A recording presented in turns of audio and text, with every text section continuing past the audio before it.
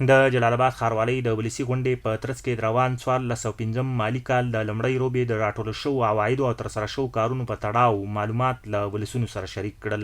د جلال آباد ښاروالۍ مسؤلین وایي د روان 1415 مالي کال په لومړیو 3 میاشتو کې 115 میلیونه افغانۍ عواید راټول کړي چې تیر مالي کال پرتله پکې 10% زیاتوالی راغلی دی.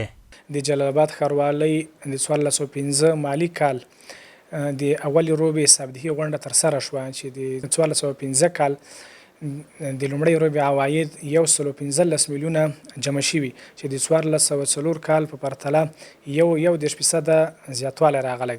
د دوی په وینا په روان مالي کال کې به 40 پروژې پلي شي چې پر دغو پروژو باندې 550 میلیونه افغانۍ لګښت راځي.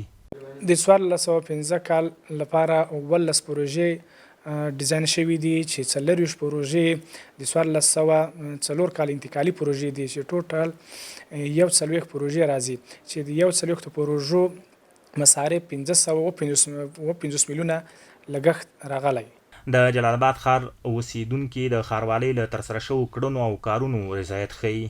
دا د ولسونو هغه پیسې دي چې هغوی د خپلو د عوایدو په حساب باندې د مالیاتو په حساب باندې دولت ته ورکړي او دولت په هغه ځایونو کې استعمال کړي دي چې کوم ځایونو کې د ولسونو ستونزې وي او د هغوی غوښتنې وي هغه ځایونو کې استعمال شوي دي.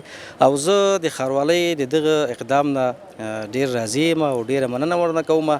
دوی همدارنګه د ښاروالۍ د ترسره شوو کارونو خوښ دي خو د ښاروالۍ له مسؤلینو غواړي چې له ښاره وتلو ناحیو ته هم پاملرنه زیاته کړي. خو زمونږ غوښتنه دغه اطرافي ناحیو ده، د 9مې ناحیې د 8مې ناحیې دغه ستونزې چې دي د اطرافي ناحیې دي، ولسونه یې البته پراخې ناحیې دي، غوښتنې او مشکلات او ستونزې یې پراخې دي. نو که په دغه حالاتو کې د اطرافي ناحیو ته رسیدګي وشي، د هغوی ستونزې واخیستلی شي، واورېدلی شي، یو به د دې سره عواید را ډېر شي د ولسونو نه، دویم د ولس د رضایت به ترلاسه شي او هغه ستونزې به د ولسونو حل شي. له دې وړاندې هم د جلال آباد ښاروالۍ مسؤلینو د ولسونو څخه د راټولو شوو عوایدو او د ښاروالۍ لخوا د ترسره شوو کارونو په تړاو معلومات له ولس سره شریک کړي دي.